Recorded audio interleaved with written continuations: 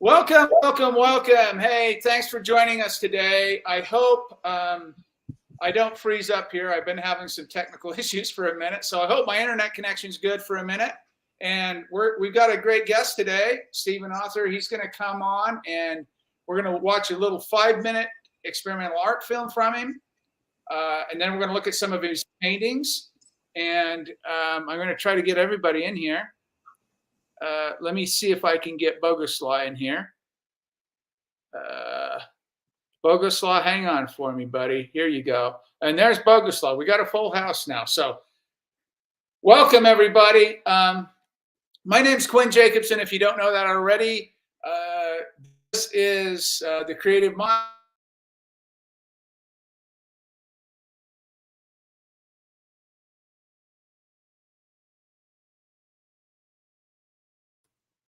I think Quinn's in one of his technical glitches there. We'll wait for him to come back, hopefully, here. Thank Elon Musk. Will you? Anyway, here we go again. Back. Okay, can you hear me now? Yeah, we can hear you. I'm going to get on it real quick, guys. We're going to jump right into this anyway. So I just have two screens to share.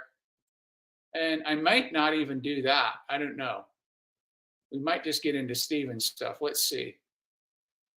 Let's see how long I last here. So today we're going to be looking at something interesting. I find it interesting anyway, and we're interested to hear what you guys think about it as well too.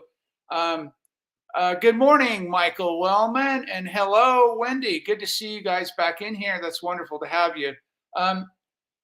We have our guest today is Stephen Author. Like I said, he's in Vancouver, BC. We'll introduce him in a slide or two here. I just wanted to tee up and try to give some framework for some of the ideas surrounding what he does. And it's very interesting. I think you guys will find it fascinating because as I went through his work and I found myself thinking and looking at my own work, painting wise, and saying, hey, I employ a lot of that actually, what he does. And you might find it interesting. So hang out with us for a minute. Hopefully the technical, we'll get through that and we won't jam up too hard. But anyway, I wanted to start with an Otto Rank quote. Art is life's dream interpretation. And this is very fitting, I think. He believed that like dreams, art allows individuals to explore their unconscious thoughts and feelings. Just as dreams can reveal hidden desires or anxieties, so too can art provide a window into the subconscious. It offers a symbolic representation of what lies beneath the surface of conscious experience. Rank, like his contemporaries Freud and Jung, was interested in the existential aspects of human life, particularly around creativity, life, and death. And that's why I'm really interested in his writing and ideas. Art becomes a way of coping with life's impermanence and uncertainties. Through art, we express and manage feelings of anxiety, mortality, and meaning, much as dream analysis does in psychoanalysis. Rank viewed the creative act as an attempt to transcend mortality. And you may see some of this today, I hope. We'll see how Stephen describes his work and what he thinks about it. By creating something that outlasts the individual, the artist interprets and reshapes life's fleeting nature, presenting a personal and symbolic interpretation of their experiences, just as dreams are a personal, symbolic processing of our inner life.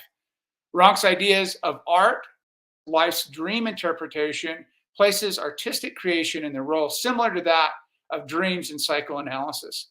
Both are ways of understanding and processing the complexities and anxieties of existence. I thought that was very relevant, and Stephen can comment on this as we get onto it. And then the second slide, the counterpart to that is heroism. And don't be confused by the word heroism. Although it can imply being a hero as we understand it, there's a little different, Becker has a little different definition of that. Becker defined it as a fundamental aspect of the human condition, arising from our need to feel valuable and significant.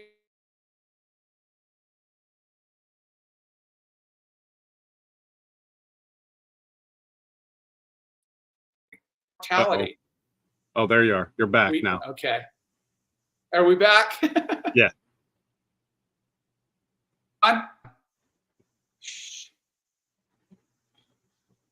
If you want, Quinn, you are still breaking up. Okay. I'm gonna turn it over to Stephen.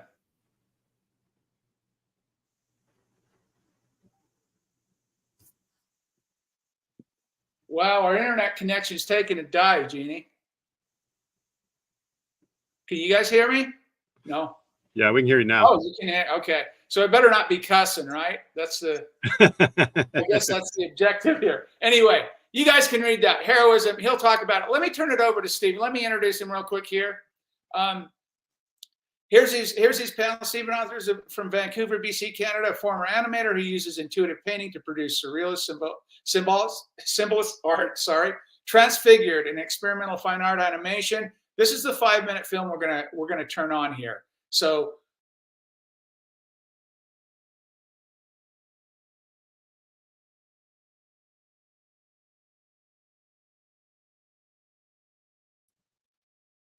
Uh-oh, you're frozen. Luckily, we can see and we can read here. Yeah, I'm not going to get through this. I'm not. I wonder what's going to happen, Quinn, whenever... Are you playing the video from your end? Yeah. Wow. Yeah. Hopefully. I don't know. I've never had this happen before. So let me see if I can do this.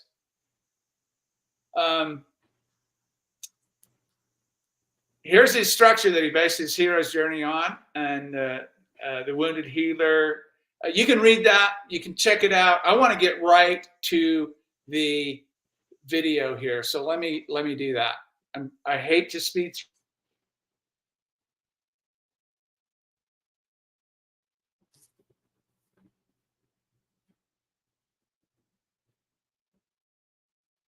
If you can hear us, Quinn, you're out again.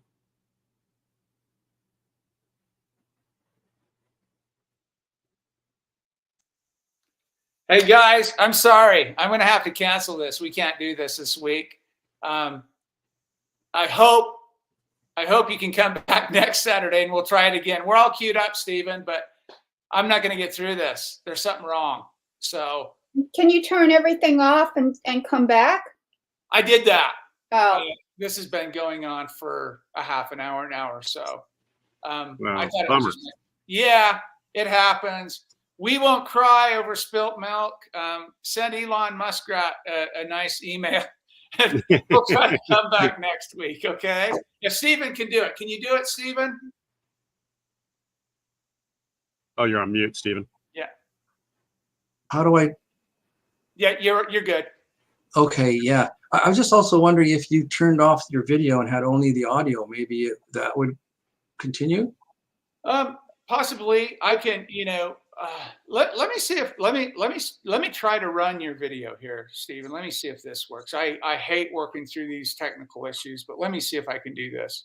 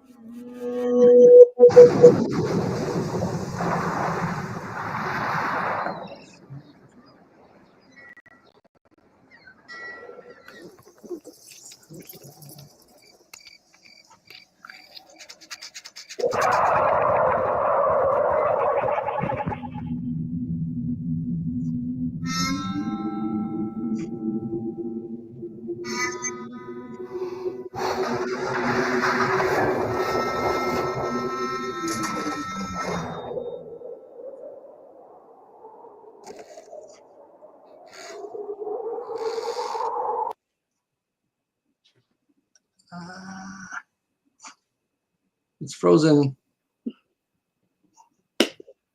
Yeah. Wow. I think Quinn might be out too. Maybe he'll come back.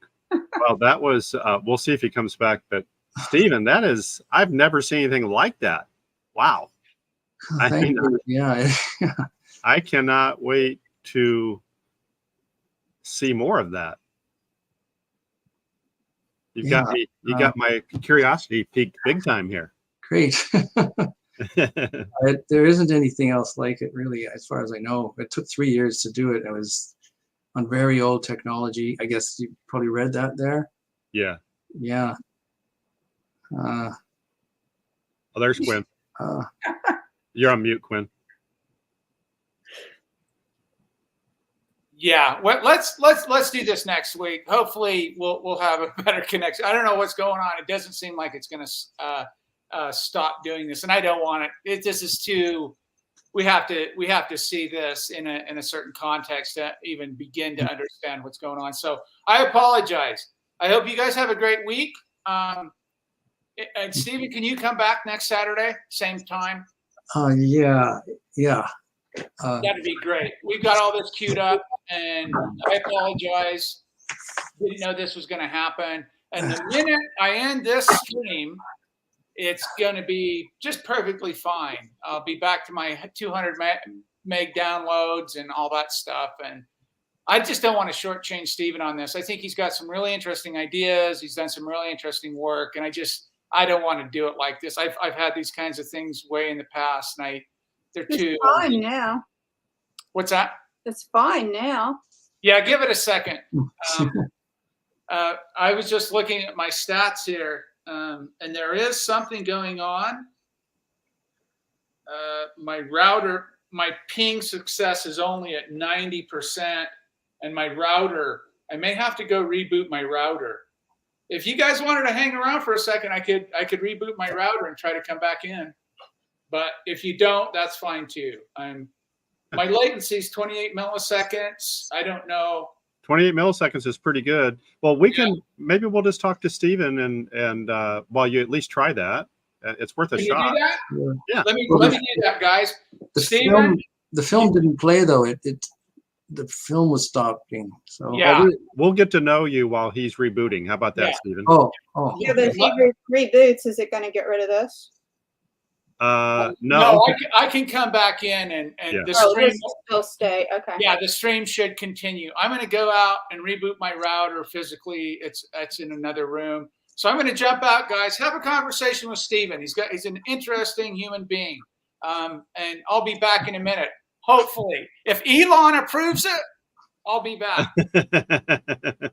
Ciao. All right, we'll see you back in a minute.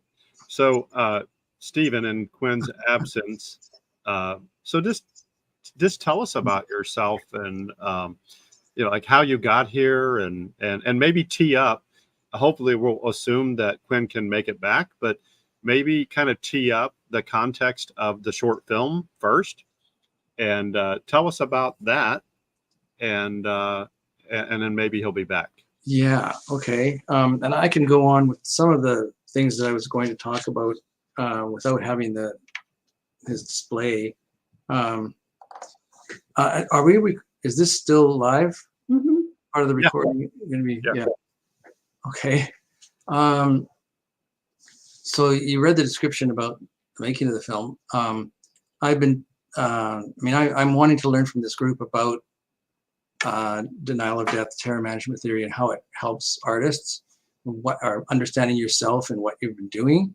So I've been kind of looking at it in that way and thinking how I could describe what I did in those terms. So I can talk a little bit about my films and paintings. I can do that now. And if he's not back, I'll start talking about surrealism. So in one sense, I've been making films all my life, and so my films are like my children. I don't have children, and so there's kind of like this illusion of immortality passing on these films that they're like eternal. Also, in making this film, I got immersed in Jack Shadbolt's world. through all his paintings. And I mean, I didn't know him personally before this. And so it's kind of like I got immersed in a culture or a cult of some sort, so that I, from that, felt part of something bigger, something greater, which is what they talk about in that Becker and so on. And another thing is that I'm really driven by a vision. All of the films I've done and the paintings I'm doing now, it's done kind of the same way. A vision that I have introverted intuition, like Carl Jung defines it. And so rather than the laborious, sensory, meticulous, technical work of animation, which is kind of similar to all the chemical photography work you guys are doing, for me, I don't really have the patience to be an animator, even though I spent years and years doing it. I'm driven by that vision that starts the whole thing. And so that's, again, this feeling of part of being something bigger. This vision doesn't feel that personal to me. It's like comes to me. And so that keeps me going. And then the subject matter of his film is also kind of, the images are kind of timeless. And he has talked about his work as being often about the forces of flux versus the forces of constriction. So that theme is in there, going back and forth, one side winning out over the other. And I think maybe that relates to terror management theory or the hero's journey. I was kind of expecting Quinn to sort of guide and give feedbacks on some of these ideas. And then when he talks about the hero's journey, making the film, I guess, was a hero's journey for me. And then the structure of the film, he showed that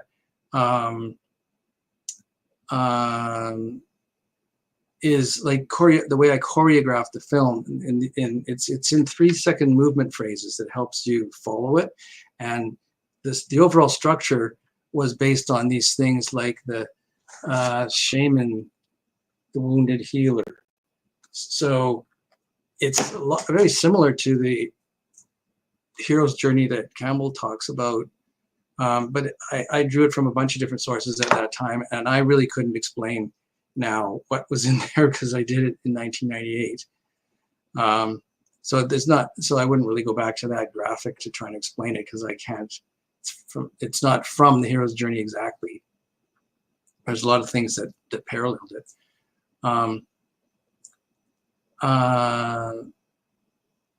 There was something, I was going to talk about something about my paintings. It's better. Well, okay, I can talk about it now because we only have so much time. I've been doing these intuitive paintings for 3 years. And so I noticed in my notes from years ago that I had gone to a talk about terror management theory many years ago. That's all I knew about it when I contacted Quinn. And the evidence they showed was that when you have a threat to one's worldview, it brings up more death thoughts. And for me, it's like realizing that it's now too late to get somewhere. I'm 70 years old, to get somewhere with art. And that prompted me to really want to set up this preservation archive for my physical paintings.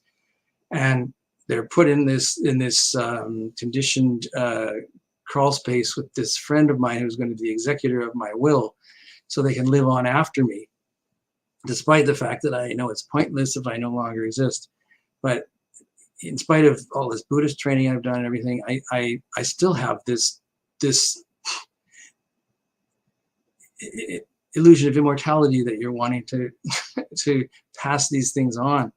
That's partly why I'm come to this group, to understand how to, why am I still doing this? And, I guess it's necessary and it's part of the artistic process. And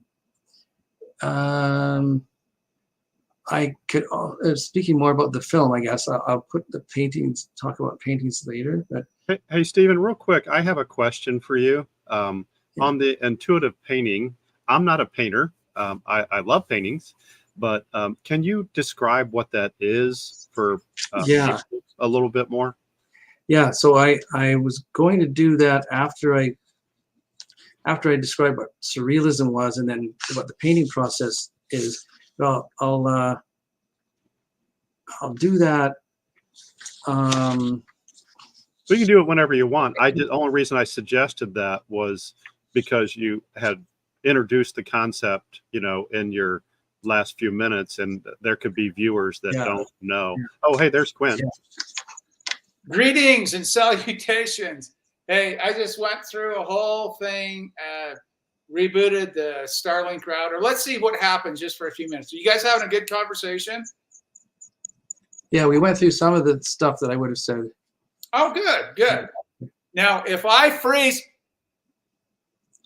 oh no, I see, I got you. I nailed you. Okay. Do you think we're okay? I'd hate to start this again and say we're okay, but be honest with you, I have not rebooted that router in 6 months. I've never rebooted that Starlink router. So right now, I think we're good. I'm going to go with it. I'm going to say I've got 180 meg download, but it's not the download, right? It's the connection. Am I still good? Should we go for it, Stephen? There was one little ditch there I thought I saw, but it's worth a try. You're here. You might as well try. Look, if this happens again, oh, it did. It just did. What do you want to do, Stephen? I don't know. I guess it's pretty stressful for me getting all ready for this, so I'd like to get it over with if I can. Okay. Let me see if I can walk through. Could we send them the link to the video, and they can watch that? Can we just look at your paintings? How about that? Okay. Are we good? Are we still good? Or should we? I can try the video. I can try it. I can try it. Let's try it. Why not? Why not? Let's try it. Okay. Screen I present. Okay, here we go. Share screen, transfigured. Boom. Boom. Okay, one more try.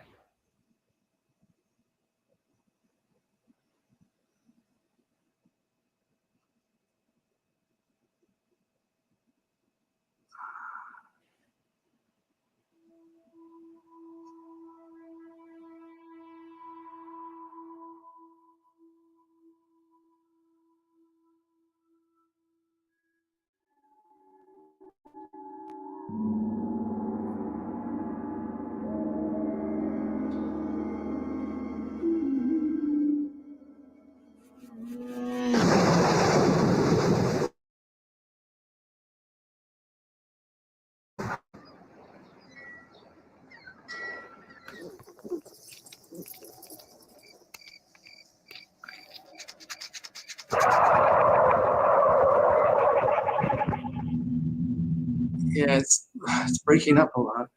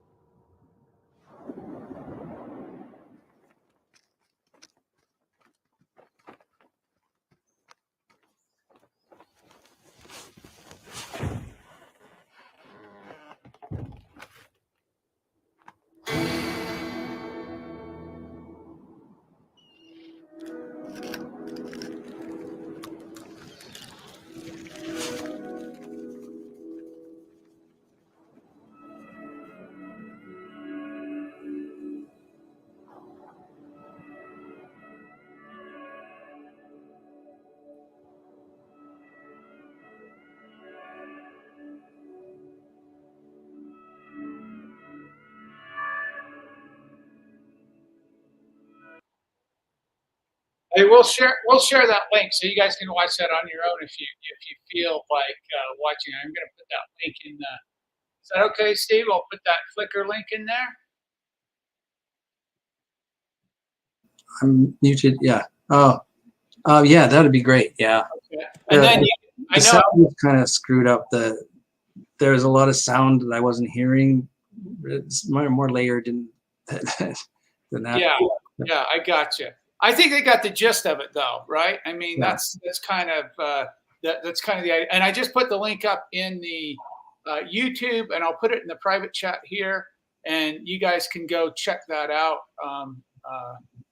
The Library 88. I don't know who that is. Beautiful work, Stephen. The Shadbolt style. Yeah, that exactly. That was my comment as well too. For animation, surprisingly well. But that could be all. That's a nice comment. So, what did you tell them, Stephen? What do they know about your work? Well, I did tell them all about my work with film and the making of this film and how it related to illusions of immortality and being part of something greater and that sort of thing. So basically, I've talked about everything I would say about the film, and I could go on to the paintings. Beautiful, beautiful. And just so you guys know that if you understand anything about old tech, I was involved in that stuff as well too a little bit back in the day.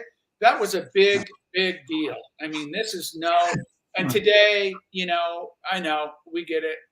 We those different generations will just whatever, but that was a big deal. That was a big deal. Yeah. Okay, over to your paintings, Stephen. Now, hopefully, I don't want to jinx myself, so hopefully we're good here. Is that stop animation, Stephen? Is it stop animation? It's all digital. Okay. Yeah, so it's take photographs of the original paintings, but then it was all taken apart digitally and morphed and so on with old DOS program called Animator Pro.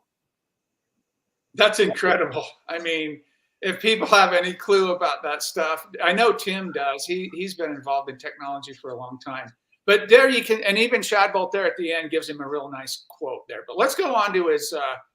You guys can watch that. I put the link in both areas there, and there's his narrative structure. Yeah, we went over that too. Okay, that's great. Okay, we watched the film. Okay, you want to say anything about this, Stephen? You just guide me. It's all you now. You tell me when to flip the slides. Yeah. Okay. So for my films, I consider it to be surrealism, but you wanted me to define surrealism. So, surrealism is more existential than aesthetic, and it externalizes an internal model. It's a means rather than an end. It's a tool to express a particular spirit of dissidence and defiance. It seems to have a lot to do with the theories you're talking about. And there was a quote from the 1930s, it's like paranoia, but in a pleasurable form. Acute awareness that more is going on around us than we realized, but that we are actively involved and our desire is a crucial factor. So it really seems to fit what the themes you're talking about. Very much, very much. The element of surprise is the most vital element. Another quote, it's a space that is not that of philosophy, nor of literature, nor of art, but that of experience.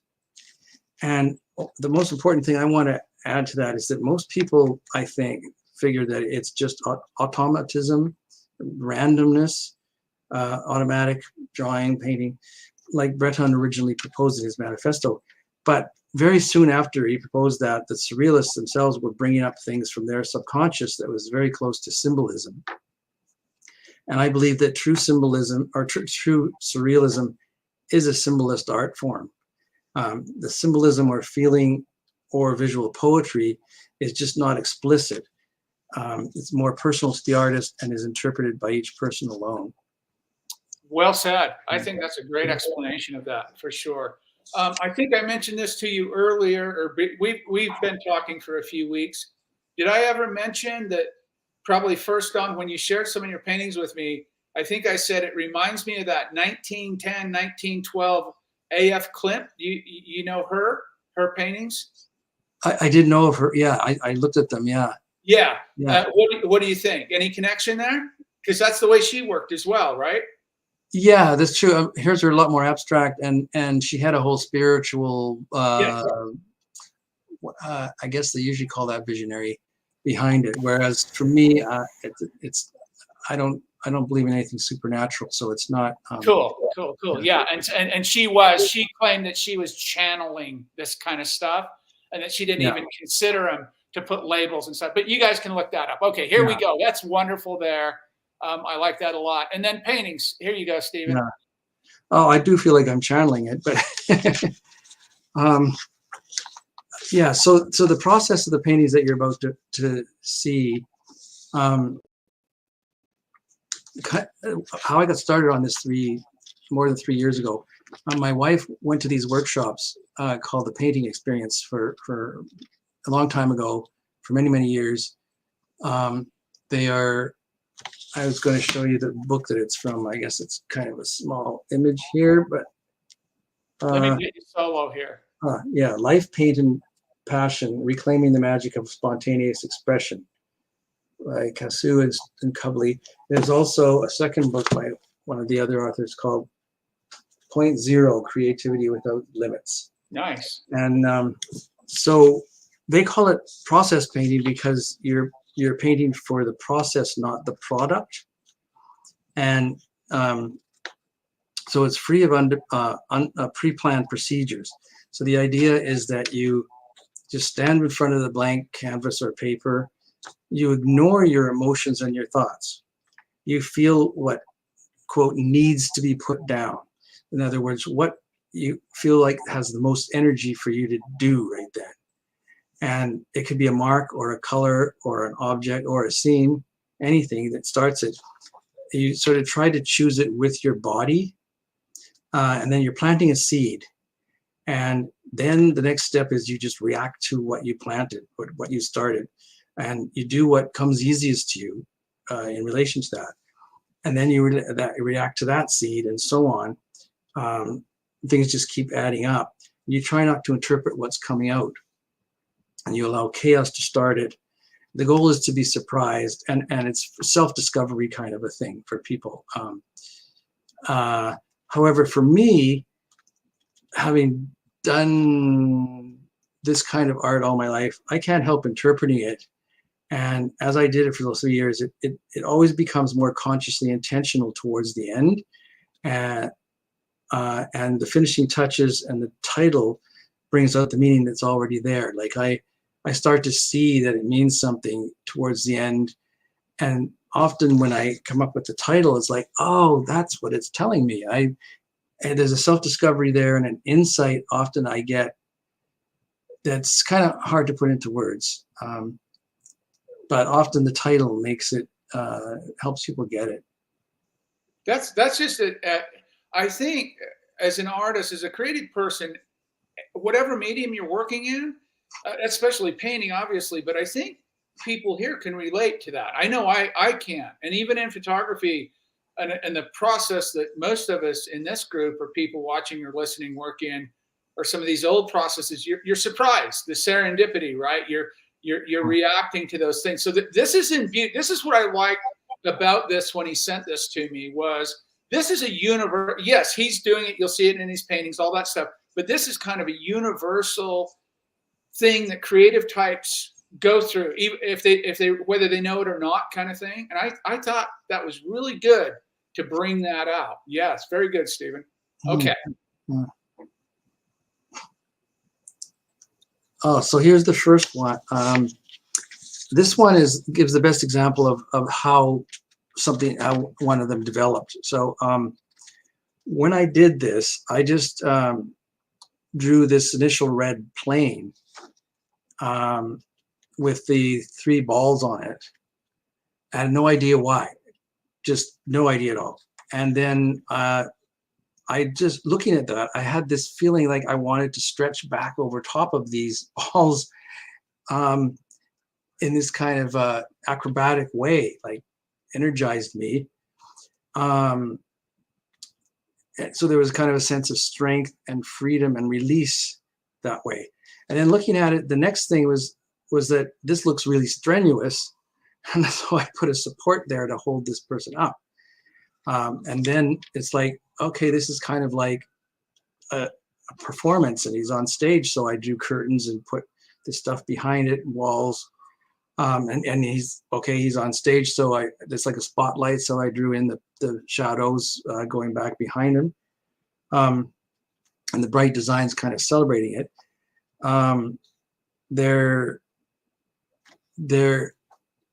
So it's kind of holding him up there, but then also I put in these flowers above his head for him to smell and to make it a pleasant thing. Because it, many people might see it as not pleasant, but then I was left with this big red area, and I felt it needed something to be put down there, and this cane came up. And I realized that it was all about aging and death and feeling like you still have energy now. Like the guy has white hair. So it seemed to have a complex of things to do with the experience of aging, transcending death in some way.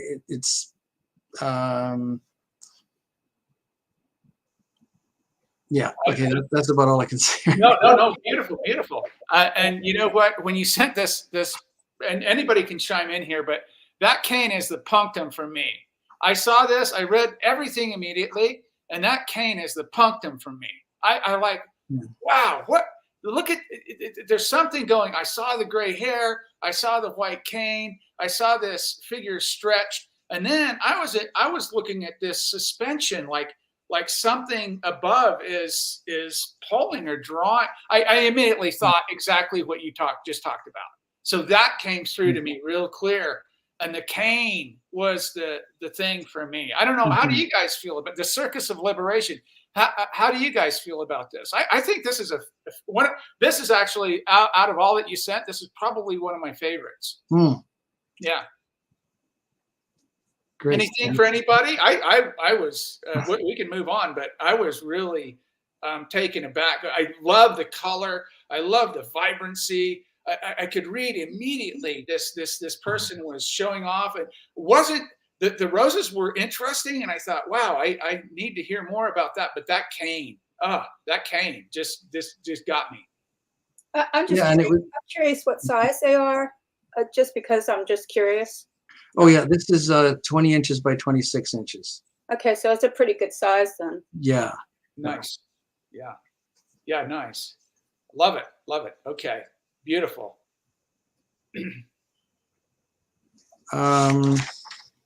So this one, I actually started by just drawing the bird, painting the bird, not having no idea again what I was gonna do, and then I started putting these black lines around the bird, and that just turned into a skeletal ribs and a spine, and that just led me to feeling like, okay, that's me, or there's my white skeleton right next to me, and then in the background there's a skeleton of a cat, and her old cat had just died recently. So it just seems to present something about mortality, the bird taking you, oh God, I don't know. It's hard to say consciously, but it seemed to fit with the theory. It absolutely does. You know the old vanitas, the old Dutch vanitas, the paintings, right? They have these symbols, types of symbols. So they have a skull, they have a candle, they have a clock, time is memento mori, right? You remember you got to die. These are kinds of reminiscence of vanitas for me. Anytime I see skeletons or skulls, and the little punctum for me is that cat, that body, that skeleton body. I mean, and it looks like these two figures are The one is still kind of going for me. The other one is well on its way to go away, to leave. The impermanence is there. And anytime I see this kind of thing, I am immediately, and this is why when Stephen contacted me, he says, "Hey, I'm interested in this stuff because I think I'm doing some of this stuff." And man, when I started seeing these paintings, there was no question about it. He had death anxiety, TMT written all over these. Whether you can describe them or not, we know how they're painted, so it's difficult to talk about these. That's why they're painted. But it's really interesting to hear your insight and to hear the evolution of these, even describing them and what you went through is very interesting. Anybody have anything on this one? If Stephen's ready to move on, we can jump to the next one. The Family, Connecting Bones. I like that title too. You know, it took me a few seconds to see the bird. When he was saying bird, I was like, no, that's a butterfly. Yeah. And then I looked up at the top figure and I'm going, so that was interesting. It's like my eye went around it and then I saw the bird. So I don't know what significance that is or if that has any significance to you, Stephen. I just didn't see it right away. And then when I saw it, I thought, well, that bird is very beautiful. It looks like a dove to me. Very good point. Yes, yeah. That's awesome.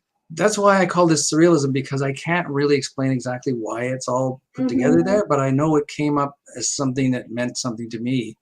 And these theories that Quinn has been talking about are like illuminating everything I've been doing. I love that. I love it. And for those of you that, can you guys see my mouse on here? Can you see that mouse?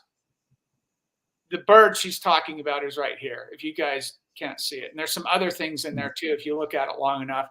But yeah, very, very interesting, Stephen. I dig that a lot. And Michael said he had the Library 88. And Michael, I love this and the colors you chose. Yeah, absolutely. Yes, absolutely.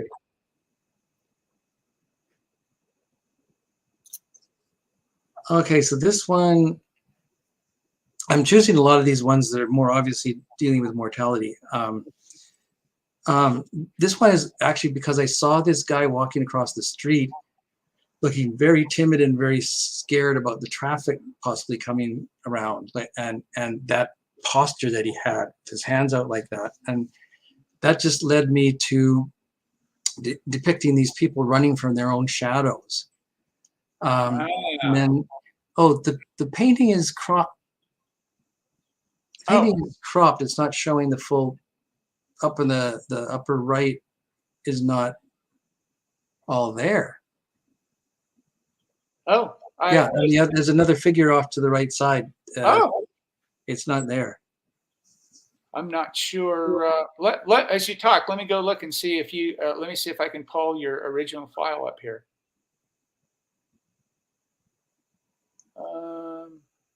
Stephen, and this one is called The Blizzard of the World. Yeah. Anyway, there's just another character on the side. You are so right. I apologize for that. Let me pull this one up. We'll go back to it. I want you guys to see the full thing here. There it is. Yeah. Yeah. So there's this other character on the side just doing the same thing, running from their shadow. And then the shadows off to the upper right became neurons. So there's a shape of neurons in there. Became more obscured once I sort of slashed all these things on there that became more the Blizzard of the World as I went. But that kind of signified to me that all of this is in your mind, your attitudes and it's interesting. I love how you started this out by saying this is what influenced this kind of some kind of birthing idea where it originated for me, and the guy standing paranoid about the traffic like you're talking about. And then immediately when I saw these kind of magenta figures scurrying away from these dark shadowy figures, and this almost like this hole, if you will, I immediately thought of Martin Heidegger's quote about flight from death. And these are the things you start connecting. And that's what I encourage people to do. If you get involved, and I was talking to Tim the other day about transdisciplinary or interdisciplinary work. I think the problem, especially with photographers, quote unquote, because we call ourselves photographers, normally we don't even call ourselves artists. We really pigeonhole ourselves. We really put ourselves in a box, and we don't get outside of that. And then when you come across work like this, you don't quite know what to do. And in this case, I think it's a really good representation, especially, I'm sorry, that figure, I don't know how that cut off, but that figure on the right too, that shadow following, or they're fleeing, they're fleeing. And I think of Heidegger when I see this. It's really, I like it a lot. I'm going to go back to the other. You can't flee your shadow, and you can't flee death. But yeah, you must try. It is something to behold that way. Let me go. Okay. I hope I don't cut off any of your other images here. Let me know though. The monoliths and their new visitor. Okay, here we go. This one came just because I had this idea to do 3-point perspective on something, and just started drawing these monolithic things. I didn't know what they were going to be, but just doing the 3-point made them look big, and just completely random. And then I felt the need for some life in the middle of it. So this thing is growing up, and it's kind of mutated. And so it became this world, a post-apocalyptic world where humans have destroyed themselves, or they're gone. And empty.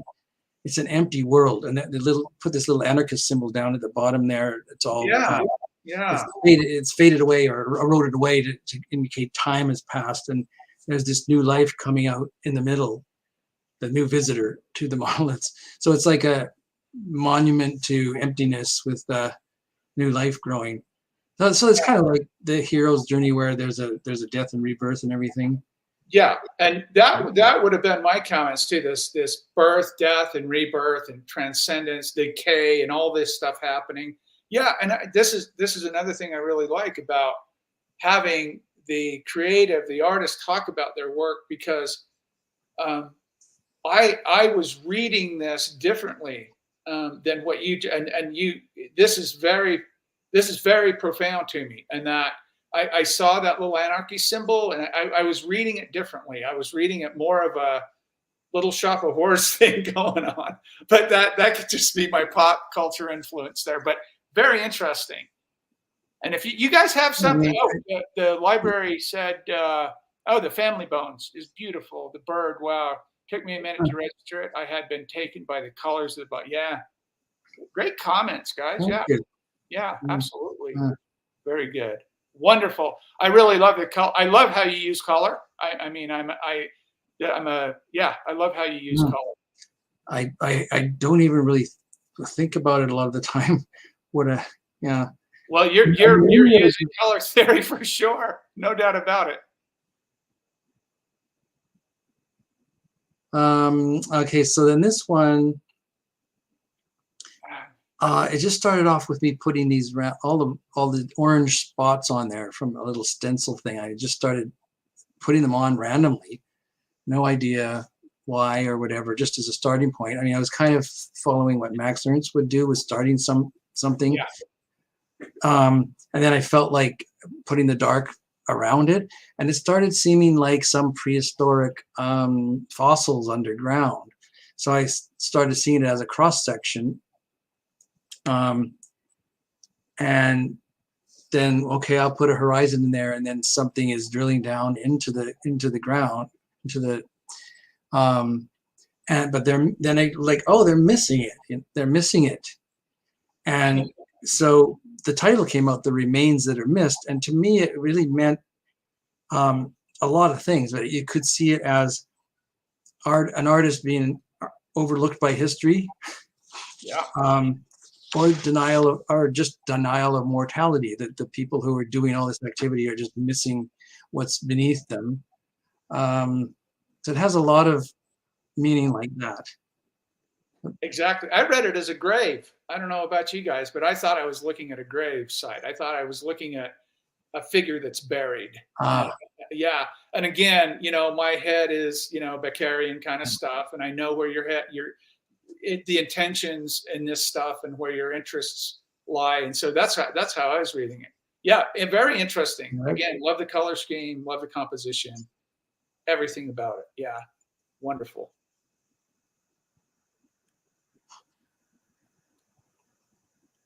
We could go to the next one. Yeah. This one really is kind of similar to me. It just started off with looking at this surgical glove sitting on the table because of COVID, and Yeah. it turned into this thing that I thought I wanted to make it kind of a large monumental thing, so I put it, but instead of it all being outside, I put it inside. And when I came up with the title, The Hidden Monument, like, in what kind of weird situation would this giant monument be hidden in a room? It just had a lot to do with my own feeling. It's the same kind of thing, like being lost to history, or denial of something that could represent mortality. I mean, I guess I'd like to hear from you about what you see in it. I thought it was a snake kind of figure. I looked at it more of as a kind of an evil kind of lurking, and again, relating this to this kind of death thing, this kind of thing we want to put away and deny, and there it is, huge and in front of us, and we willfully ignore it and push it aside. I definitely read into that. I didn't read the glove as COVID, but I totally get it. Of course, yeah. Yeah, I totally get it. There's a couple of comments here I want to share here real quick. Jeremy Threat, these pieces speak volumes. Absolutely love the family. Great. That's so great to hear this, because I don't get a lot of this feedback. And Yeah. It's saying something, but I can't put it into words. Sure. No, you're doing great.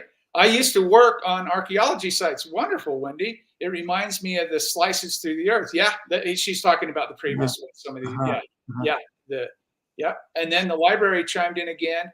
Great reveal with the dark form in the corner of that pink figures painting, when you had to adjust and find the whole image, almost a slow motion animation moving our focus. Good point. Love the abstraction sleeping underground in the remains. Oddly enough, the remains look very much alive, almost dancing. That's good. Yeah, we got a bunch of these comments coming in. For me, it invokes the old adage of the elephant in. There you go, Michael. It is something large in the room. Yeah. There you go. And what is that large thing in the room? I know what I think it is. Beautiful. Love the comments. Yeah, thanks, guys. Great. This is getting little reviews of my work. It's fantastic. Yeah. Well, that's kind of the whole point of this, right? We just want to kind of come in and share if we can. And here's the goal, Michael.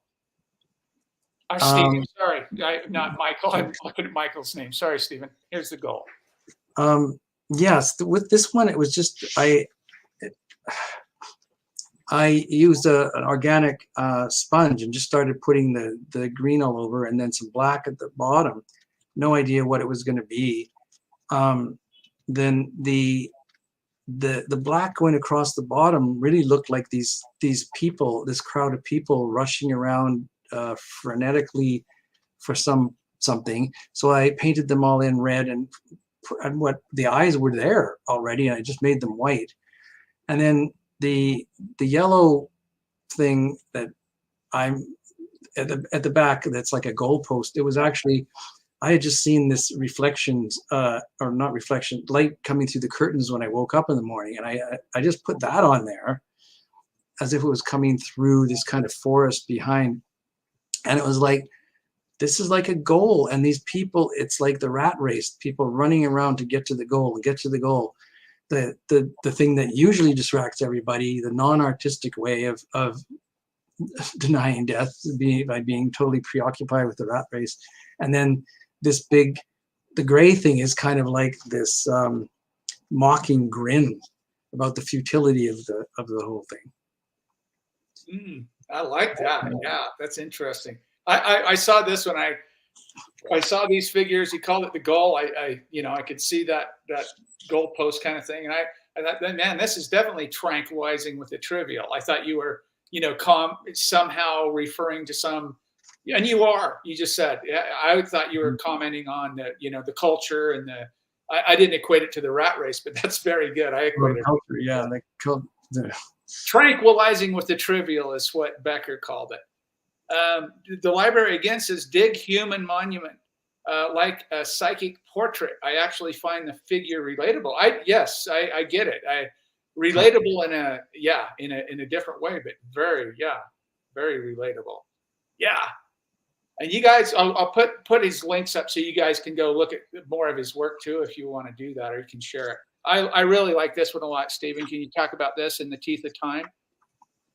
Yeah, this one is most surreal, I guess. I started with just the square, thinking I was going to do an image of looking in at something happening in the apartment across the street. And then instead, it became looking out from inside.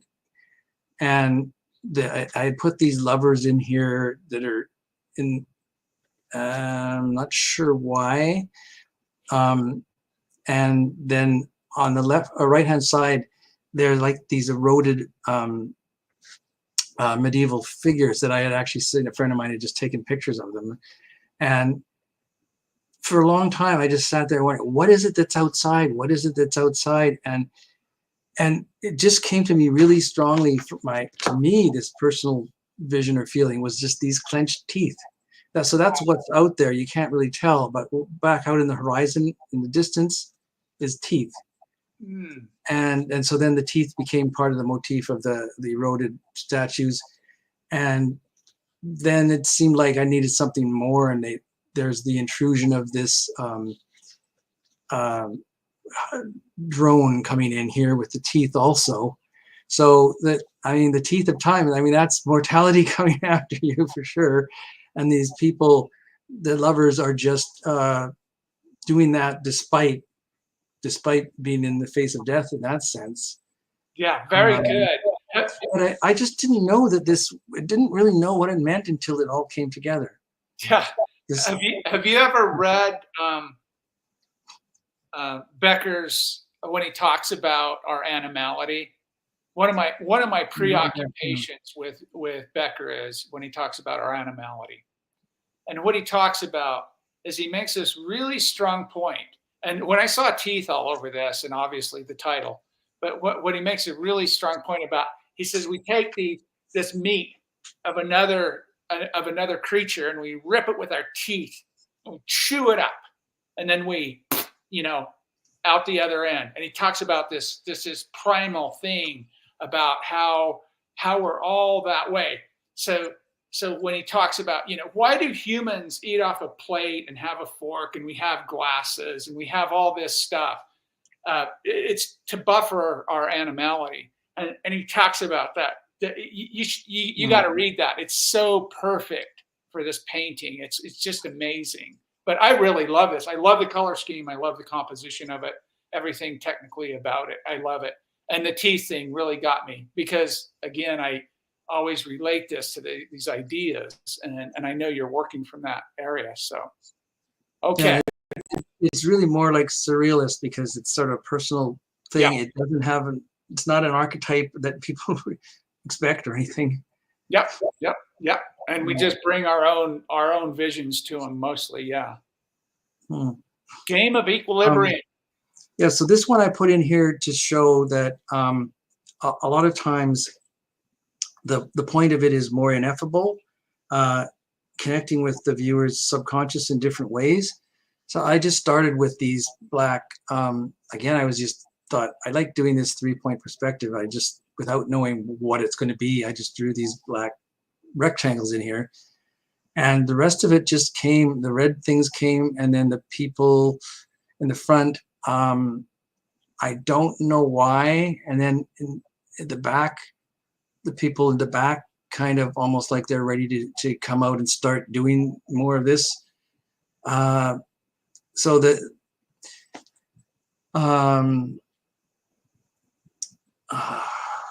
it doesn't, I don't know exactly what it means, but it seems to have a lot of different meanings in it. Yeah, it strikes me as something. As I see this figure on the left in the foreground, kicking or pushing this other figure into this, what looks like blood or something coming out of there. Like, get in there and do that. I'm going to stay over here. And these other 4 figures in the back, these red figures are there's something there that we don't want to get near. So we're pushing, another figure to get in there and do whatever. Yeah. And he's not really kicking. He's just kind of like pushing and sort of bothering her. And the library commented on the one right before it here, with the teeth. The gray grin first struck me as a mechanical god hand in that Big Dipper ladle kind of way. Slow dripping, some kind of something that people are dancing in, hypnotized by. Wow, really great comments. I mean, wow, thank you. Yeah. Yeah, this is very interesting. I love, maybe people should be on some kind of hallucinogenic to get these a little better, but this is really good stuff. Especially this one here. Yeah, especially the chameleon, right? Now, the reason I put this one in is because half of the things I do are not so obviously mortality based, but they're another major aspect of surrealism, at least according to this book, Why Surrealism Matters. It just came out. And he pointed out that Breton's intention originally was that to create marvels, that something that takes us out of the mundane, and so therefore it's a buffer against death anxiety. Absolutely. Was the main goal of Breton's movement, finding marvels. And so this also shows how a lot of the things develop through the affinities of form. So a lot of them are just more whimsical marvels like this, where they started with the purple, the violet teardrop shaped things. So on the left-hand side, the eyes and those were just 3 lines there. And one became the eyes of this kind of human thing, and the other became someone sitting on a chair. And then they were turned sideways over to the right-hand side, they became these beached whales. And the ocean there came up around and became a branch on the other side. So it had there's affinity of forms that drive it, and it's then it had this. I thought of, well, I have this chameleon sitting on the branch with this long tongue, which again brought in that same form, and then even going across at the top, and also playing with the fact that these things all come and hit. They're in the foreground, but they're right against the horizon, which is unlikely. Just this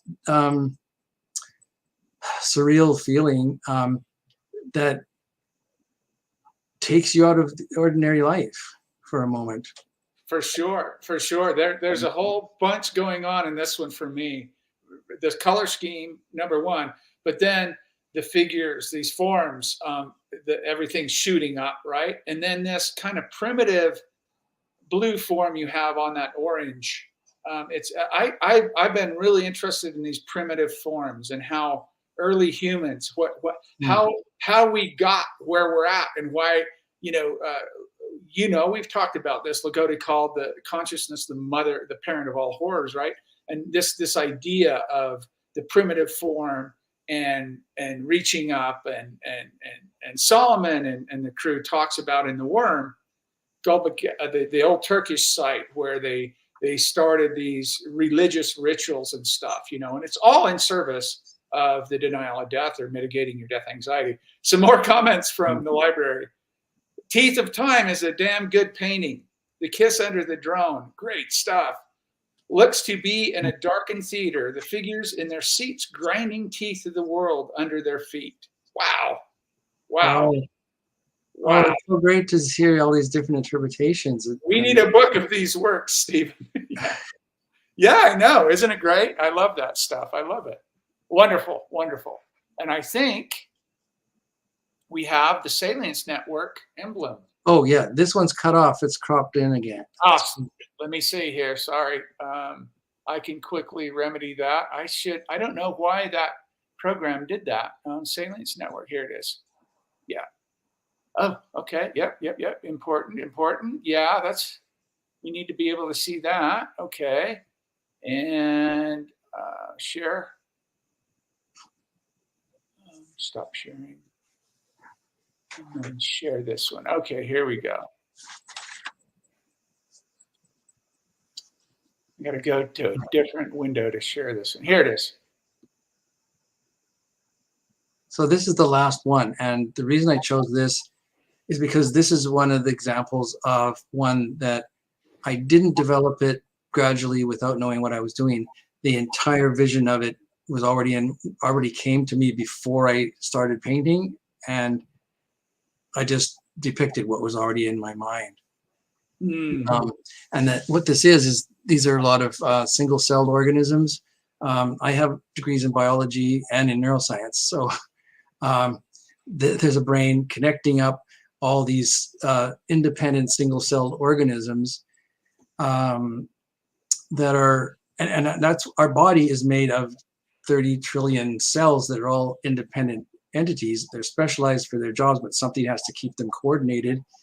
So you've got this brain supposedly trying to keep everything, the salience network being salience, meaning like there's a part of the brain that kind of decides what's relevant, what should we be paying attention to, and these things are really all going their own way. So there's a on the one hand, it's about the attempt to keep everything, to hold everything together, but it's also the attempt for everything to fall apart and go their own way. And what's the significance of the moons? The moons. Well, the one on the left is actually supposed to be the sun. Oh, okay. The sun and the brain and the moon, they're just kind of like really primary. Okay, I got things. you. So the brain became like equivalent in importance to the sun and the moon. Yes, I got you. This is very interesting. And again, I knew you mentioned this in our writings. I knew you were involved in some science, and I didn't know exactly what branch or what you did. That's fascinating about having that, equating that to your science background. Again, I love this transdisciplinary stuff. That's what interests me tremendously about creatives that have a diverse. You guys know what a polymath is? A polymath. Stephen's a little bit of a polymath. Yeah. If you don't know what that is, look it up. So let's see. Let's go. This one is, these are all on Flickr, and this one actually is one of the more popular ones, which surprised me. Like people really seem to get it. Yeah, good. That's awesome. Okay, now we gotta have some questions and comments here. Come on, I know we're getting a lot through the chats and stuff, but you guys have anything for Stephen? You have questions, comments, anything you want to address with him? Yeah. So Quinn, I do. Stephen, first of all, fascinating. And you know what I love when I say fascinating, that's a very high compliment for me, because that means I'm paying attention. It means that I'm interested. And it also means that I don't want to say violating in a negative way, but you're working in a way that is so foreign to me that it inspires me to think about some things. And this is the oddest thing. Quinn and I was talking this last week, and he knows that I built these window scenes, and I kind of talked about that maybe just a smidge last week, but I didn't really realize what I was doing. I'm just being really transparent here, was surrealism in a way, because I was photographing some of these sunflowers in front of these vintage windows, and I was hanging a big clock behind the window. You haven't seen that calotype yet, but and I'm sitting here listening to you, and I'm going, wow, that's surrealism, and I didn't realize, you know, that's what I was doing, and so you're teaching me something, and so it's fascinating. But yeah, I just wanted to say that really, really love the work. I'm definitely going to check out the thing. And then I think somebody, we need a book of the works, the Library 88. Maybe that would inspire you, to create a book. You can self-publish. It's easy to do, but What is this, Library 88? What is that? The commenter, the guy on YouTube was on your images. He said we need a book of these works. Yeah. So high Very praise good point, to you. Good point. Yeah. Thank you for sharing this and teaching us to maybe think in ways that we don't have that type of training. We don't orient from this type of mindset. So great job. So thank you. Excellent point. Thank you. That's great. And Boguslaw, he's on the screen here. He wrote in the private chat here. He said, going back to your powerful video, Stephen, I have a question about shamanism as a practice of transformation. I am very interested also in the photographic aspect. Photography as a ritual of transformation, photosensitive substance.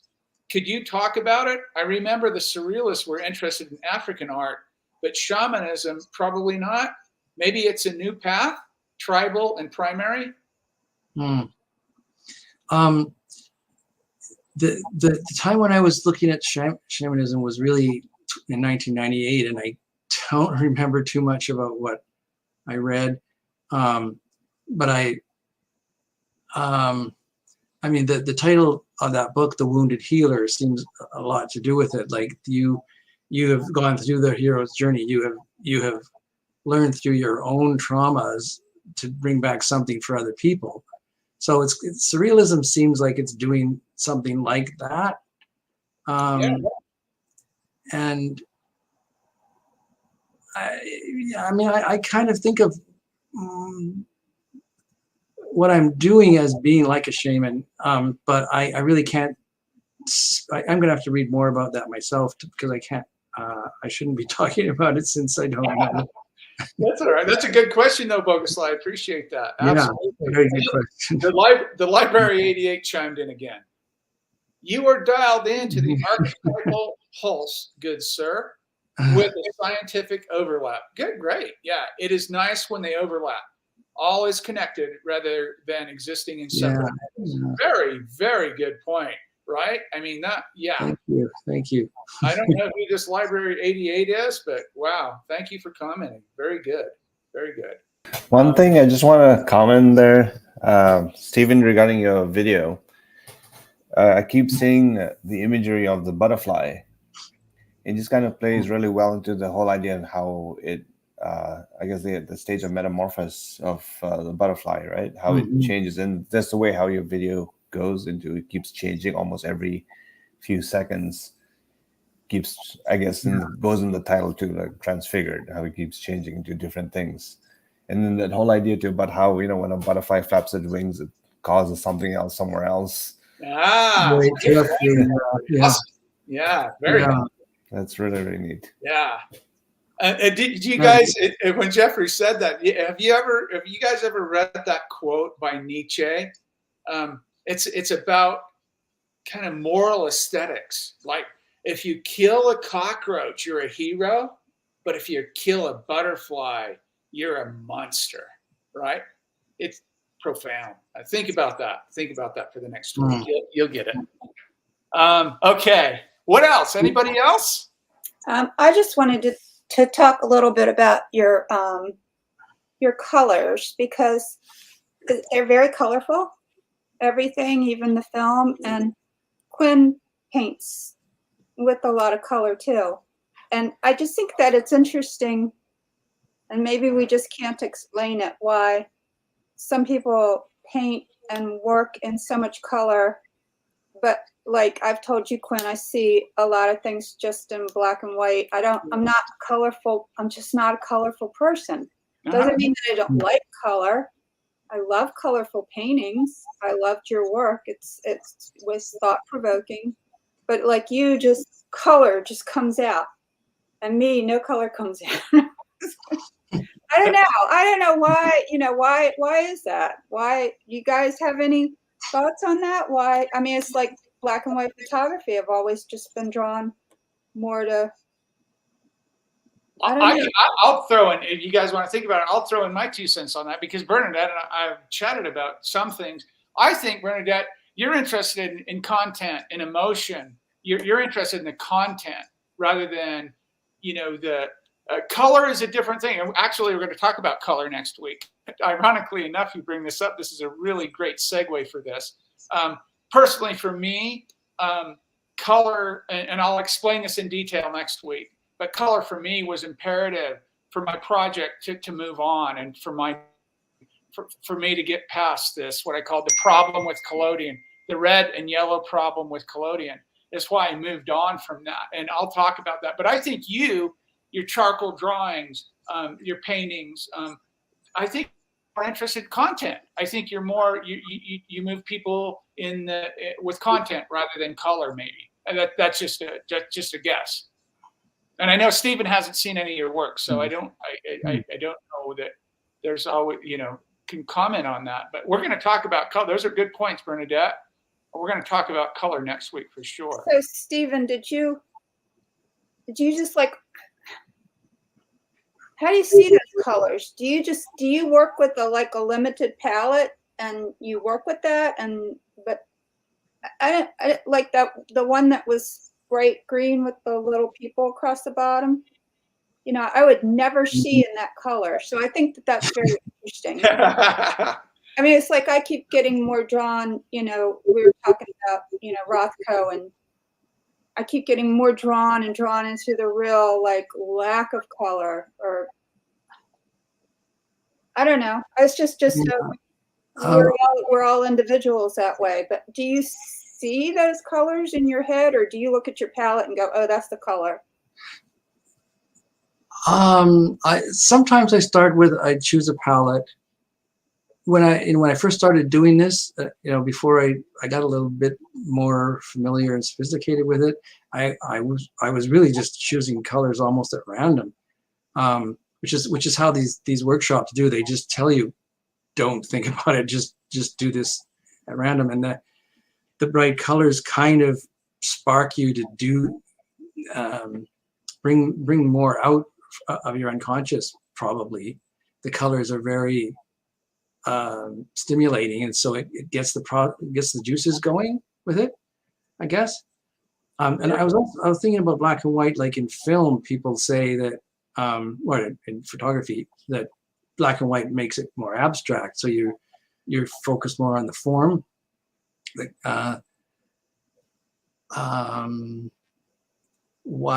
I don't do that, I don't know. I did that with the one, the Hidden Monument. I wanted to get more monotone just because I wanted to try that.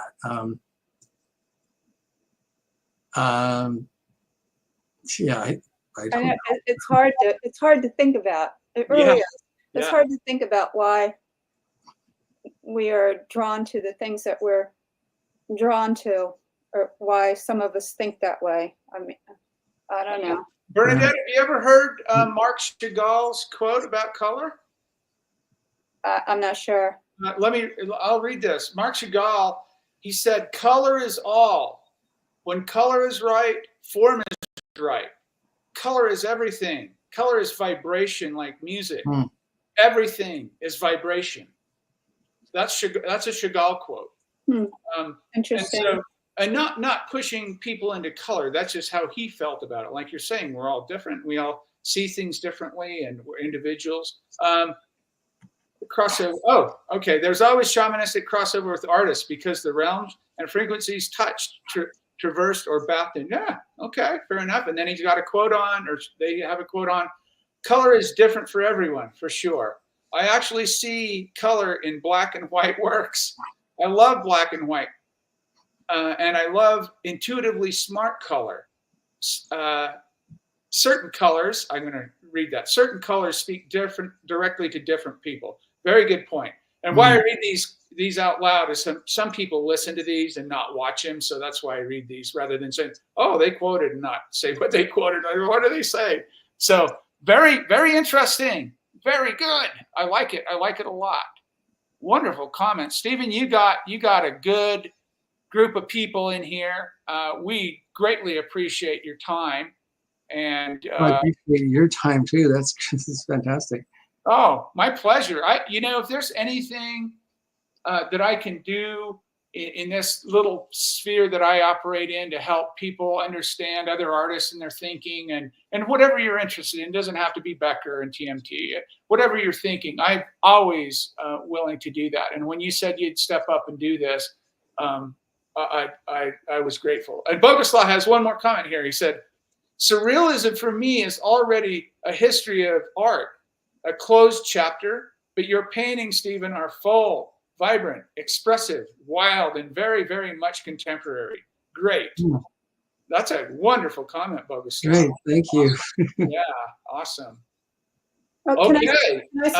Can I say one more thing, Quinn? Absolutely. Yeah, absolutely. I just wanted to tell Stephen that, well, and all of you guys, I think it's very interesting when you start connecting the dots in these little interesting things that loop back around. When you were originally talking about Michelle Cassou, is she Canadian? No, she's French. Okay, so well, I didn't know French Canadian, but no, she's from France. I know her, which is just so bizarre. Well, she used to do workshops at the Mabel Dodge Lujan House in Taos. So when I worked there, so I just think that that's kind of cool. That is a small world when you get like-minded people. The small world that starts. But I just remember her being there, doing workshops. That is so cool, Bernadette. Yeah, Thanks for sharing that. That is really cool. And so one more thing here. I'm just going to show you this last slide so you can know what's going on for next week. That's what we're going to do next week, October 19th. Jeffrey and Boguslav's already sat through one of these, or a little bit of one of them, but we're going to do the RA color reversal direct positive. And I know for those of you that sent me emails asking me to do this, this is not going to be a full technical thing. This is going to be about why I use it, what it is, why do you call it the ambrotype and tintype of color photography, and how do you do it. We'll cover some of that. There's the Chagall quote. And we're going to talk about that next week. And I'll show a few pieces and we'll talk about how it's done and if it interests you or not, and if you can apply it into your work. That's great. If not, you can come in. But I didn't want to, I already told the people that I would do something on this, and I didn't want to not do it. And Library 88. P.S. I am a BC artist out in New York City. Oh, very cool. Welcome. I just stumbled across the stream. Oh, that's nice. Recognize the Shadbolt. Love Stephen's work. Glad I found this. Going to make some art today. Wonderful.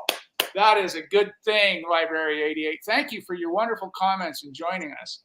And Jeffrey says, thanks for sharing, Stephen. Thanks for absolutely. I'm glad. It looks like elongated muskrat allowed me to go ahead and do this.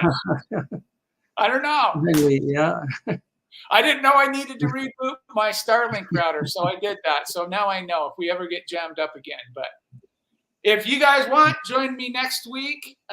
We'll do that thing, and we'll talk about some fun stuff again. Is it amenable to beginners in the photography chemical stuff? I think. How do I answer this? I think you'd find some interest. They would find some interest in it, just in the fact of the application of it, and it's a weird process. It's taking color paper and putting light on it through a lens and process. It's not made for that, so it's a weird kind of thing going on. So you get weird colors and you get weird, cool stuff going on sometimes. And it's very collodion because it's a direct positive, right? There's no negative. It's only one off. So that print is the only thing that exists, which makes it kind of, that's why we call it the ambrotype tintype of color photography. But yeah, it could be. I mean, if nothing else, I hope it's interesting. And we might have not just a couple of mine, but maybe somebody else will bring a couple of theirs in too. We'll see. We're not going to make any promises, but we're going to see. Okay, Jeffrey, I'm looking at you. No, I'm teasing. So thank you guys for hanging. I so greatly appreciate each and every one of you. I do. I'm so grateful to have this little community. It's kind of my go-to, and I'm so happy to be back in here and doing this and getting started up again here in New Mexico, and I'm loving it. So I hope you can join me. If there's nothing else, you guys stay healthy, happy. Remember, humility, gratitude, and awe. That will push off death anxiety like nobody's business. Thank you so much, Stephen. Have a great week. Thank and you. a great day.